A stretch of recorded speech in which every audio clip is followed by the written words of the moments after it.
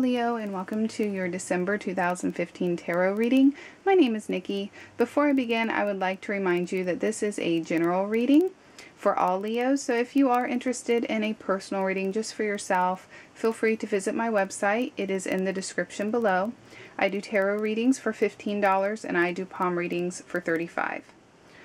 Okay, so laid before you is your monthly spread. Above the cards are 4 beautifully tumbled and polished aquamarine stones. I am using aquamarine this month because it is part of the beryl family, and beryl is the talismanic, or what you call the mystic birthstone for December.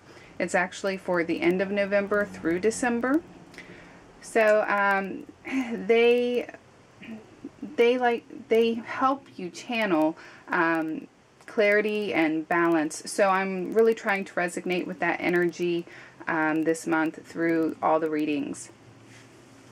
And if you're interested in learning more about gemstones and aquamarine in particular, I've made a few videos, so feel free to check those out at my channel. They're only 2 to 3 minutes long, so they're fairly short, but they give you a good rundown of the uses and the purpose for using the stones. And what I'll do is I will link the aquamarine video also in the description so you can find that easier. Okay, so back to your spread. This is a deck that you might not be familiar with. This month I'm using my Chrysalis deck.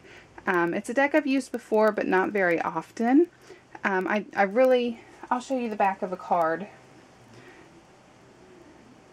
I really felt that the imagery that the cards use really corresponded with that balance and clarity energy that the aquamarine is emitting.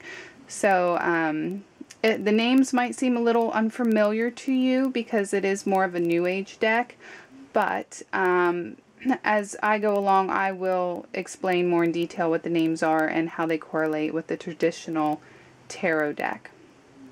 So for your first week, you have Elpie. For the second week, you have the Dreamer. And then you have the Muse. And then for the last week of the month, you have Herne the Hunter. Okay, so back to the first week. Elpie is just another name for the star.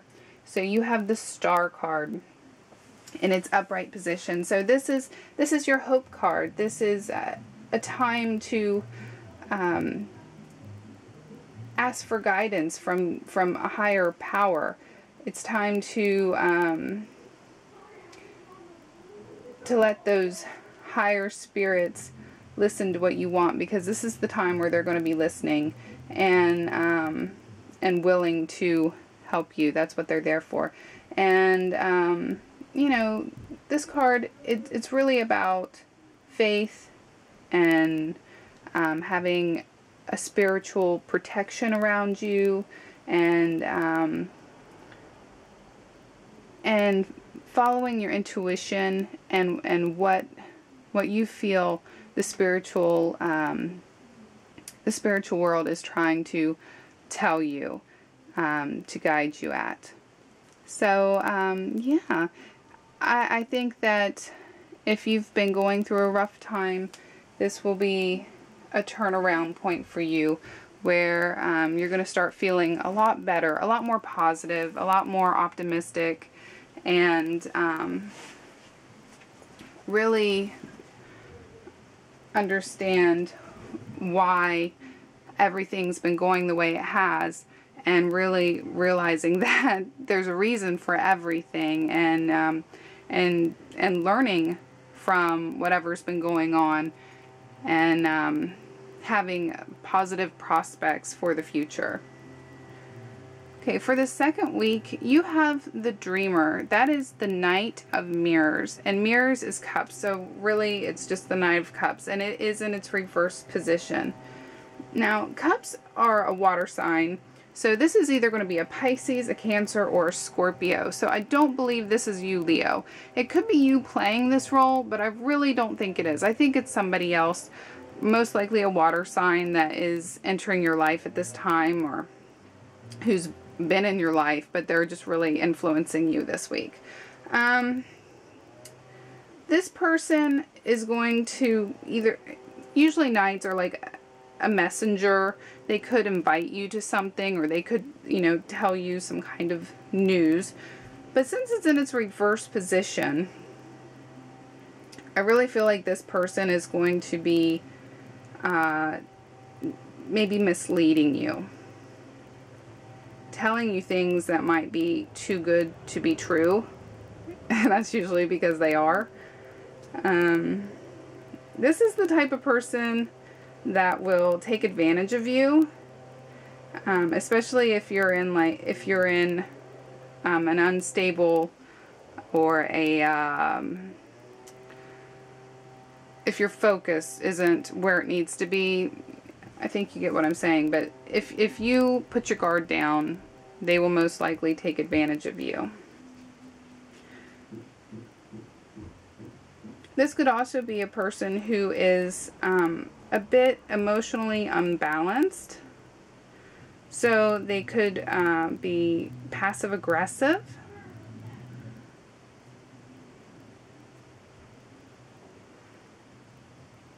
Overall, though, I feel that they are willing to use you for their own selfish means. Okay, so moving on to the third week, you have the Muse. This is the Queen of Spirals, or the Queen of Wands. And the Queen of Wands is fire. So Leo, this is probably you. So it's in its reverse position also. So this is, you know, usually the Queen of Wands is somebody who's usually ambitious, passionate, inspiring.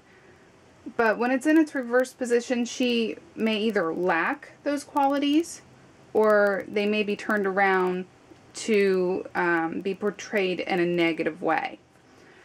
So, you know, you're either going to, you know, lack your ambition, lack your passion, or you're going to use negative ways to portray those qualities. So what I mean by that is, you know, you may be, I really do feel that this will be the week, especially with holidays going on and stuff around this time, this will be the week where you really, if you celebrate them, you're going to feel rushed. You're going to also feel kind of under pressure to get things just so. You want things to go just right, or a certain way. You're being kind of picky, but you're determined to get your way. And, you know, how far you'll go to get your way, I can't really say. But you may be willing to push the limits in this week. And I can't say whether you will get your way or you won't. I'm just saying that you will probably seem more determined than normal to get things just the way you want them in this third week. For the last week, you have Hearn the Hunter. And Hearn the Hunter is simply the Chariot in reverse. Usually the Chariot is all about controlling two opposing forces. But when it's in its reverse position, you're going to be having trouble controlling all the energies around you. It may feel chaotic in this last week. You may feel, again, rushed to finish up loose ends or tie things together. It's going to be the end of the year, and you know, things are going to, you're going to yearn for order, but things are going to seem a bit chaotic at this time. But you know, I don't think it's nothing that you guys can't handle. I don't see it being an overwhelmingly bad thing. Actually, I don't see anything in your month being overwhelmingly bad. Maybe, depending how far the Knight of Cups will go in the second week, but that's really about the worst of it, I think. Other than that, I think that you're just going to feel very busy. And like I said, especially if you celebrate the holidays, that could really explain away the two last cards where, you know, you feel like, you know, things have to go just so, and you feel kind of under pressure and busy, you know, things are a little chaotic at this time of year. So it looks like a good month for you. I hope that you found this reading helpful. If you did, please push that like button and subscribe if you haven't subscribed, because I do this every single month. And I will see you all next year. Bye-bye.